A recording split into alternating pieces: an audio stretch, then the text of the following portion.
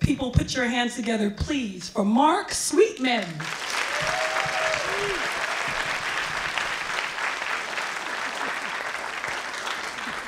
And I love Satori Shakur, too. This story was a different story 13 years ago. It was a hair story. I mean, I come from a family of barbers on both sides, and so barbershops on Michigan Avenue and Grand River, we were barbers in this town. And Satori said, no, you're telling the other story. So 13 years ago, my wife and I were all set. We had our 3 children, 3 boys. In my family, we only had boys. My dad had 6 sons. Up until a few years ago, those of us that had children only had boys. So yeah, we were trying to compete with the Jones and the Smiths for the best surname. You know. But it got to the point where after the baby, Raphael, was a year old, he's looking over the crib at us in our bed. And my wife says, you know, the house is too small. We got a baby that wants his own room now. So we moved to Livonia and got a big house. And it was big. Here's how big it was. We had a room without furniture in it for about 5 years. That's how much bigger this house was.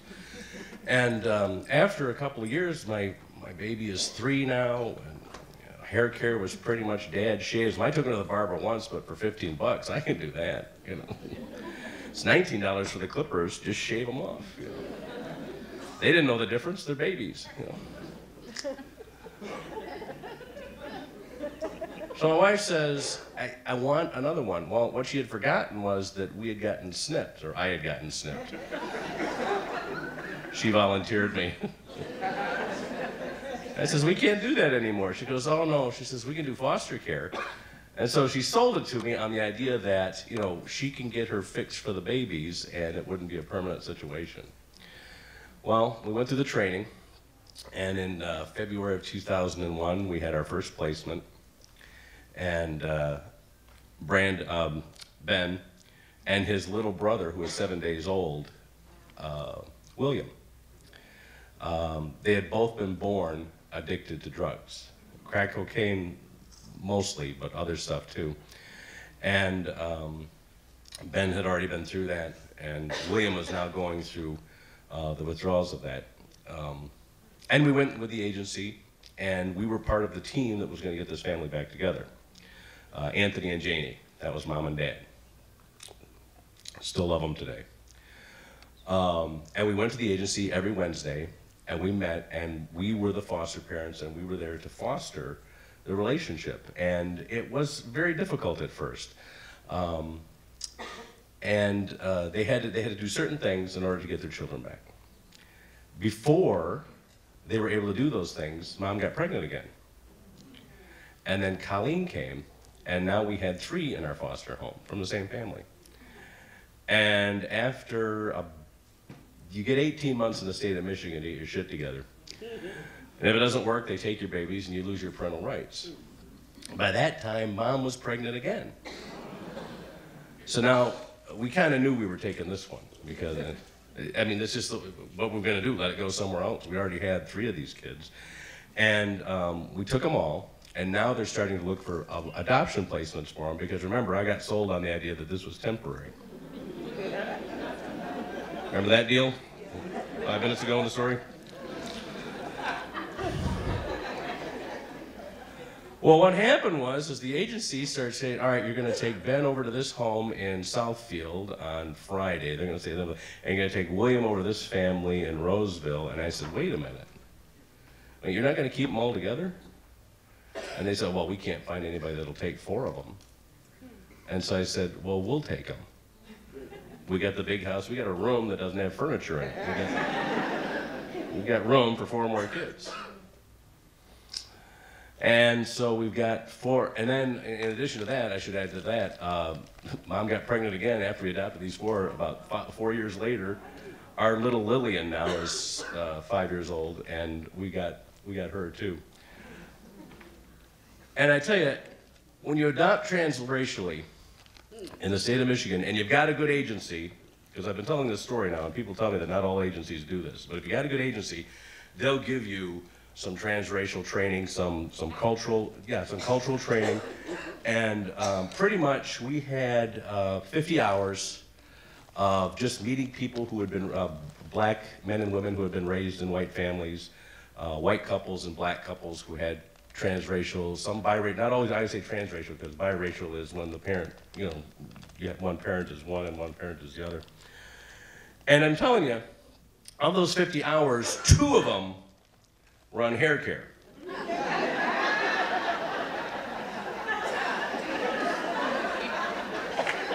13 years later, they could have just flipped that around, made 48 of it on hair care. In fact, I called them up, I told them what you ought to do is send the people to the barbershop for 25 hours and to the beauty salon for 25 hours. Have them teach you how to, and then all the other stuff will take care of itself, because you hear a lot of stuff in the beauty salon. Especially if you're a white middle-aged guy. They've been waiting for you to get there. Finally. Of course, in Livonia, if you take your kid to a white barber, you know, there's always that one black barber off in the corner. You know what I mean? You take your kid, and then all of a sudden, oh, wait a minute.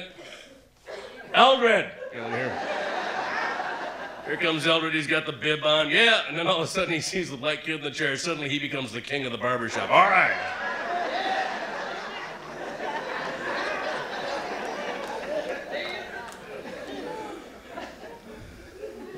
Hair care was pretty much left to me for the boys, because I'd done my 3 other sons, Michael, Gabriel, and Raphael, and now Ben and William, and my wife had Colleen, Jillian, and Lillian.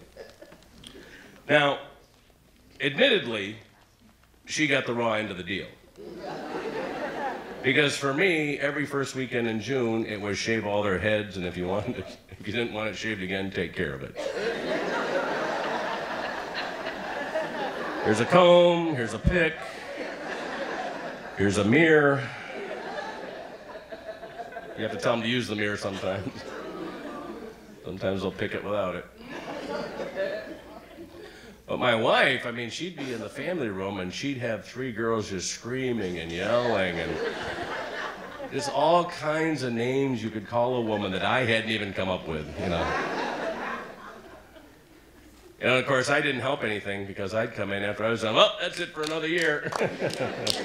It's that slapping of the hands together, like you're wiping your hands, the whole thing. That's when my wife just stood up. She goes, all right, good. Now you got the girl. She hands me all the equipment, and she just walks out of the house, walks onto the driveway, gets into the car, and drives off. Well, she's back. I mean, it's not like she left permanently. But she was not. She stayed away 11 hours to make sure that I got the full pleasure of taking care of the girls' hair. And I'm telling you something, my girls, it's hard for them especially. I tell you what, when we first got married, we lived in Northwest Detroit, and all my friends were going the opposite direction. They were moving from the city to the suburbs. I was going the opposite direction. And they said, why is that? And I said, well, we're young, we're married, we don't have any money, and even to this day, you'd be surprised on the real estate deals you can make depending on how far southeast you want to go on Northwest Grand River.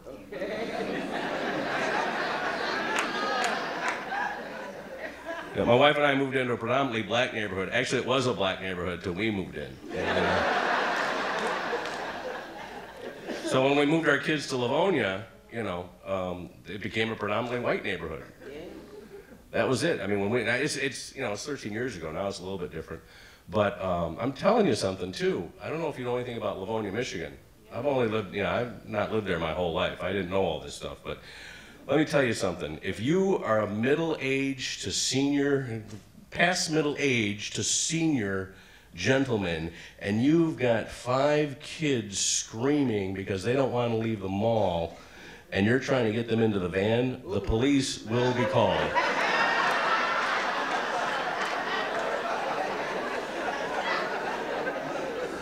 I had to get my kids' passports, not because I wanted to leave the country, but because I wanted to leave the mall.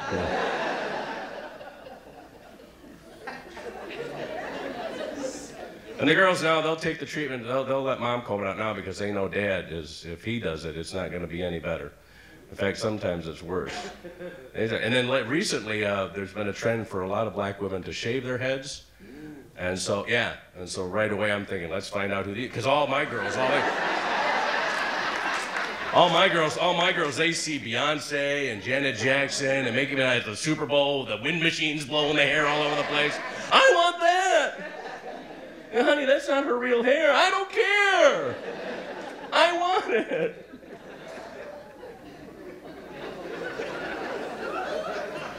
Oh, and here's a bit of advice too.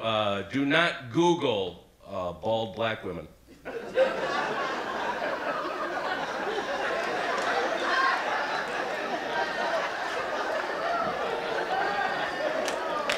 Just take my word for it, please.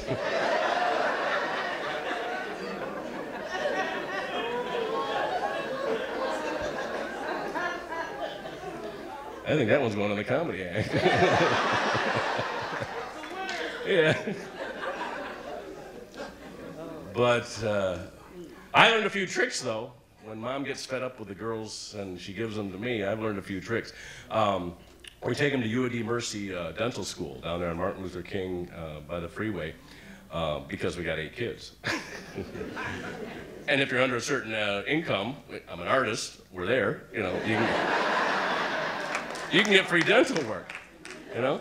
Well, not just free dental work, I get free hair care, or at least tips anyway. I always take, anytime we're going down to the dental office, that is the largest waiting room in America. And we are the only white people there. Or I'm the only white guy there. I got my kids there, and I'll just start pretending like I'm gonna do their hair. I'll even bring a hot comb, just to look like what an idiot I am. You know? I know I'm not gonna use it, but I just have it there, you know. If any of the sibs want to go with me, I said, you go, but you gotta misbehave, not like you normally do. I mean, don't behave, you gotta misbehave, because you gotta get out of there. Inevitably, there's some mom, or a grandmas are even better, that just go, oh, get out of the way. Me have that. You're not doing that right. I had one woman there tell me that I shouldn't even touch their hair because not only that I'm not a black person, I'm a man. It just should not happen. I said, meanwhile, she's just doing their hair. I'll take all the scolding you'll give me. You know? I'm trying to upset her just so that she'll get pissed off at me because that's the only way the girl's hair was getting pulled out. You know? So we do draw the line on chemicals. Yeah, that's just not going to happen. There's just no way. No, it's just not going to happen. And they see it. They've learned about it. They've learned what product means. They've been to enough places. My father-in-law is a chemist. And one day he says, hey, who wants to go to Walmart with me? The girls just went, yes! Because they thought, here's Grandpa, easy mark, always loose with the money. And a chemist, how could he be against chemicals? It's great. My father-in-law, you gotta understand my father-in-law. I mean, I didn't grow up in Livonia. He is tried and true Livonian. I mean, honest to God, he hated me when we got married because I'm Catholic and my wife is Protestant. My sister-in-law went to Western Michigan, came home with a black boyfriend. Suddenly being Catholic wasn't all that important to him anymore. About 3 or 4 Christmases later, his son came home with a boyfriend. Now being black isn't all that bad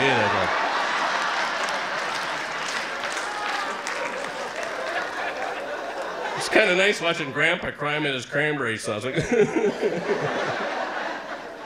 you're making us progressive.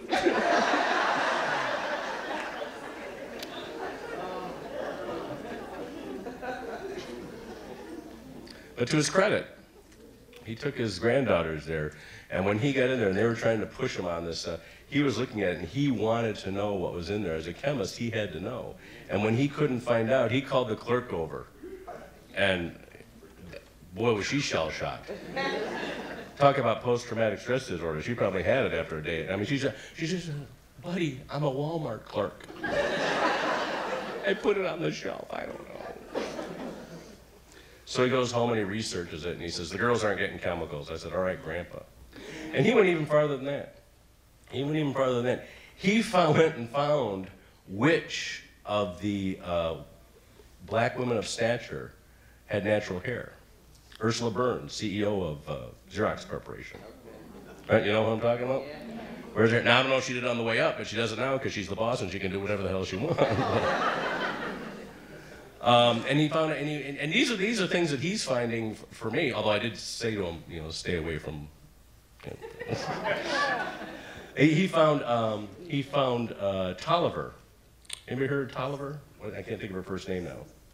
Was it Susan Tolliver? She was the woman who wore, she reported on the Tricia Nixon wedding when Nixon was in the White House, and she had the nerve to wear a fro, and America went nuts.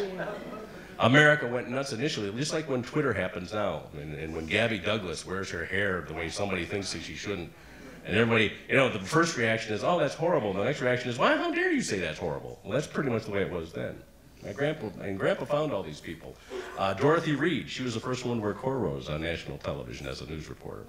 And so to his credit, he was able to do that. He was able to present these to his girls. And he made the argument, here what I thought was a racist grandfather, but he was a grandfather.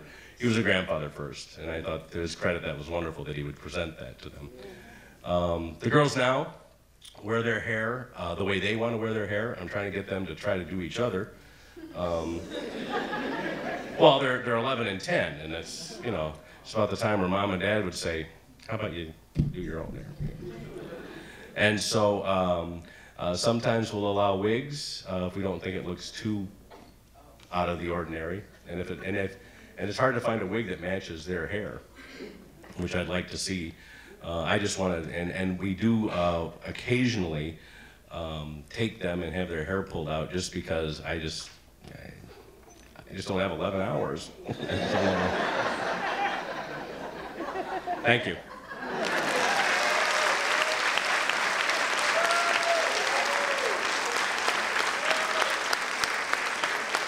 Mark Sweetman.